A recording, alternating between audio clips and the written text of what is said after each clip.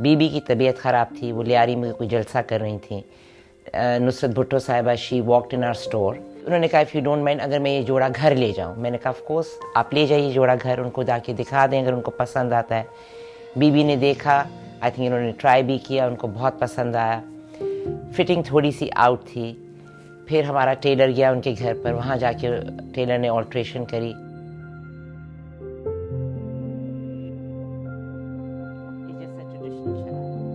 हमने कभी सोचा ही नहीं था, आपके मतलब वो एक होता है ना, ख्वाब ख्याल में भी नहीं ये बात थी कि ये आउटफिट जब बन रहा है तो ये पहनेगा कौन।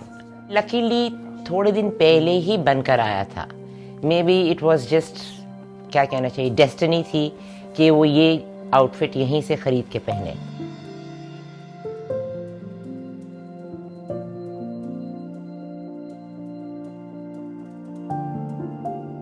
रॉ सिल्क के ऊपर बना हुआ है, शिफॉन का दुपट्टा है और उसके ऊपर मैजेंटा पिंक कलर से एप्लिक का काम हुआ हुआ है और सारा ट्रेडिशनल जरदोजी का काम है। एट दैट टाइम ये दोनों कलर बहुत इन थे, this lime green and Rani pink.